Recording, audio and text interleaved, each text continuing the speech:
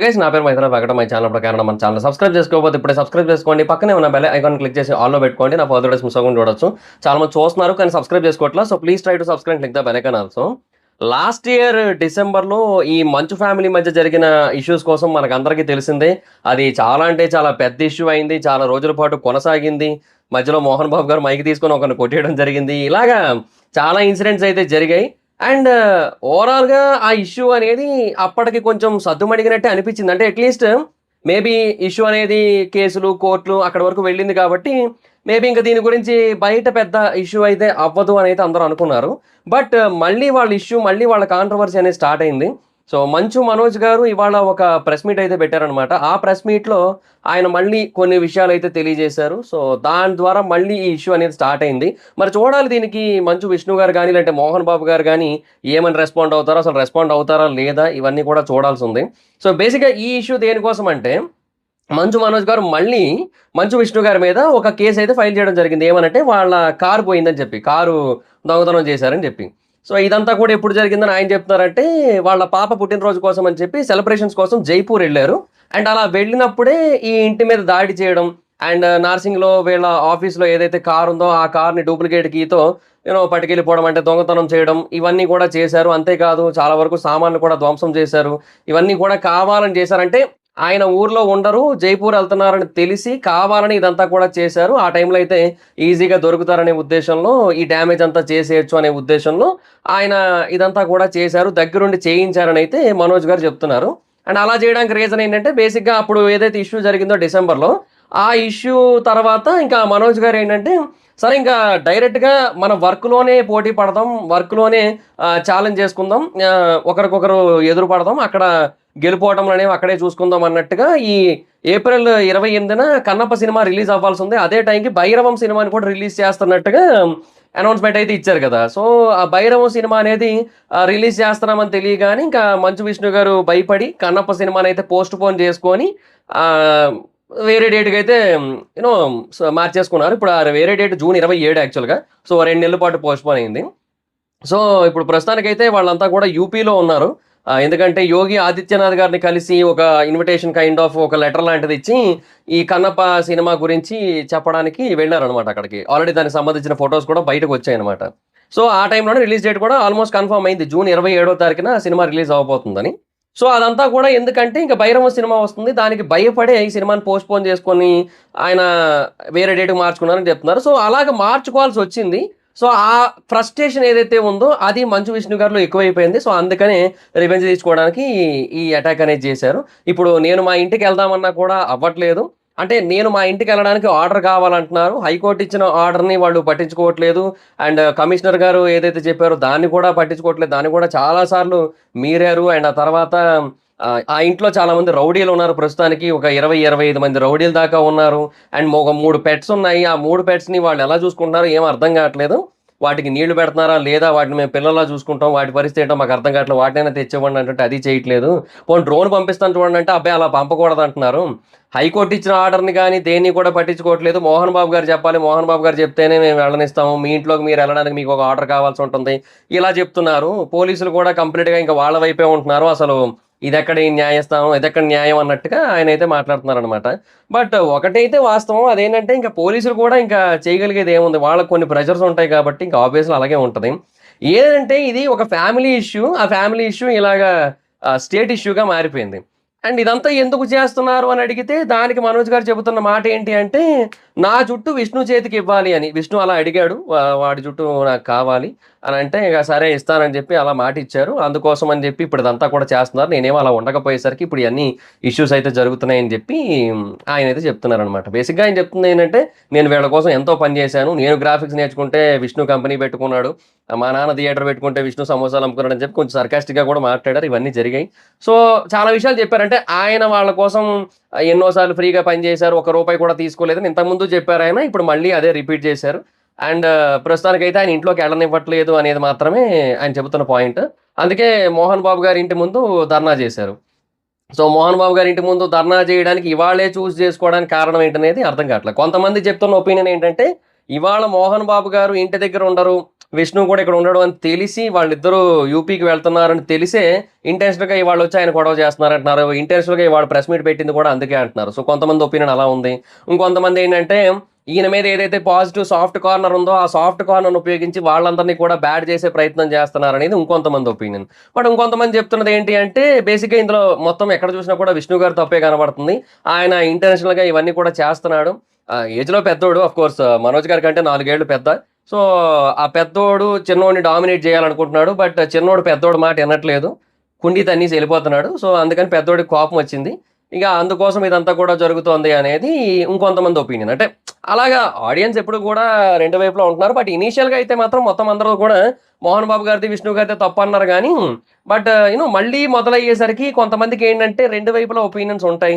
And ఏదో ఇంటెన్షనల్గా చేస్తారట అనిపిస్తూ ఉంటుంది కదా. సో అది పాయింట్. బట్ ఈయనంటుంది ఏంటంటే నేను వాళ్ళ మీద ఎప్పుడూ కూడా ఎటువంటి గొడవలు చేయలేదు, వాళ్ళ మీదకి ఎప్పటికీ దాడులకు వెళ్ళలేదు, కానీ వాడు నా మీద చాలాసార్లు దాడులకు వచ్చారు.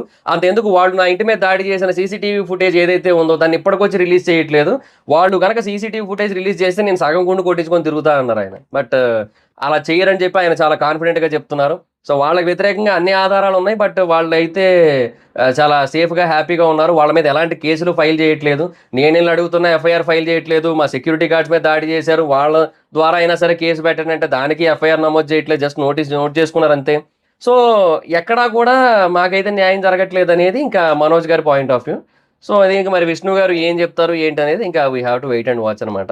సో ఇది ఆస్తి గొడవ కాదు అని అంటున్నారు మళ్ళీ మనోజ్ గారు. ఇది ఆస్తి కోసం జరుగుతున్న గొడవ అని అందరూ అనుకుంటున్నారు కానీ కాదు.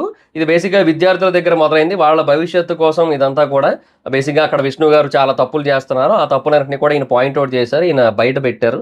సో అది ఆయనకి నచ్చలేదు, అందుకని ఇదంతా కూడా జరుగుతుందనేది మనోజ్ గారి మాట.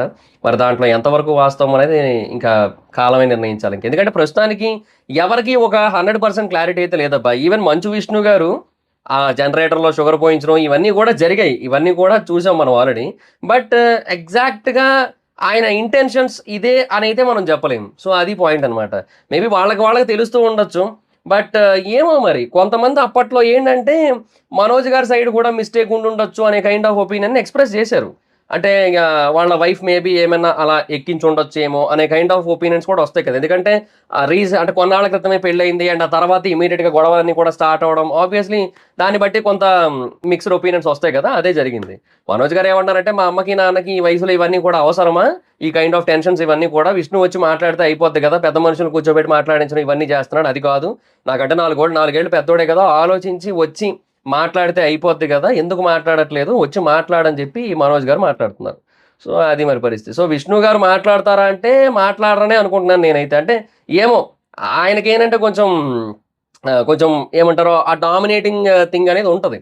అది మనకి ఎప్పుడూ కనబడుతూనే ఉంటుంది. అది వాయిస్లో కావచ్చు, బాడీ లాంగ్వేజ్లో కావచ్చు, మాడ్యులేషన్, బిహేవియర్ అన్నిటిలోనే కనబడుతూ ఉంటుంది. బట్ లెట్స్ సీ, చూద్దాం ఏంటి పరిస్థితి అనేది. సో మళ్ళీ వీళ్ళ ఇష్యూ స్టార్ట్ అయింది. సో మనోజ్ గారు అయితే చాలా పాయింట్స్ అయితే రైజ్ చేశారు, చాలా పాయింట్స్ చెబుతున్నారు. బట్ స్టిల్ అయినా కూడా ఆయనకైతే ఏమీ జస్టిస్ అయితే జరుగుతున్నట్టు కనబడట్లేదు. అంటే అట్లీస్ట్ ఒక 80% వీళ్ళ తప్పు అనుకున్నా, ఒక 20% ఏంది అనుకున్నా కూడా మేబీ జరుగుతున్న దాంట్లో కొంచెం ఎక్కువ ఎగ్జాగరేషనో లేదంటే ఏదైనా ముందు జరిగిన కొన్ని వేరే విషయాన్ని దృష్టిలో పెట్టుకొని మాట్లాడటమో ఏదో ఒకటి ఈయన సైడ్ నుంచి జరుగుతుంది అనుకున్నా అట్లీస్ట్ ఈయనకి డ్యామేజ్ అయితే జరుగుతోంది. మనోజ్ గారి సైడే చాలా ఇబ్బందులు ఉంటున్నాయి. అంటే ఆయనే చాలా ఇబ్బంది పడుతున్నాడు, వీళ్ళందరూ కూడా చాలా హ్యాపీగా సేఫ్గానే ఉంటున్నారు కదా. సో అలాంటప్పుడు ఈయన అట్లీస్ట్ జస్టిస్ ఎక్స్పెక్ట్ చేస్తారు కదా. బట్ అది జరగట్లేదు. ఎందుకంటే హైకోర్టు ఆర్డర్ ఇచ్చినా కూడా లోపలికి వెళ్ళకపోవడం అనేది కరెక్ట్ అయితే కాదు కదా. కాకపోతే ఒకటి భైరవం సినిమాకి భయపడి కన్నప్ప సినిమాని పోస్ట్ పోన్ చేసుకున్నారనేది అయితే మాత్రం నాకు కొంచెం అంటే అది సిల్లీగానే అనిపించింది నాకు. ఎందుకంటే కన్నప్ప సినిమాకి లీవ్ అబౌట్ విష్ణు గారు కూడా కొంత మార్కెట్ ఉంది, నేను కాదన్న కానీ ఆ సినిమాకి ప్రభాస్ గారి వల్ల బీభత్సమైన మార్కెట్ ఉంది. అది తెలుగు కావచ్చు, హిందీ కావచ్చు, జస్ట్ ఒక రోల్, చిన్న సపోర్టింగ్ రోల్ చేస్తున్నందుకు ఆ సినిమాకి అంత బీభత్సమైన హైప్ అయితే ఉంది. సో అది కూడా ఒక పాన్ ఇండియన్ సినిమా లాగా మారిపోయింది రైట్ నో. ఎందుకు అలా మారిందంటే బికాస్ ఆఫ్ ప్రభాస్ గారు ఆబ్వియస్లీ. సో అంత పెద్ద స్టార్ క్యాస్టింగ్ పెట్టుకొని అక్షయ్ కుమార్ గారు, ప్రభాస్ గారు, మోహన్ లాల్ గారు, మంచు విష్ణు గారు, ఇక చాలామంది ఉన్నారు అందులో. ఆ సినిమాలో ఒకరు కాదు, ఇద్దరు కాదు, లెక్కలేనంత మంది క్యాస్టింగ్ ఉన్నారు అందులో. సో అంతమంది ఉన్నందుకు ఆబ్వియస్లీ వాళ్ళు వెనకడుగేయాల్సిన అవసరం లేదు 'భైరవం' సినిమా కోసం.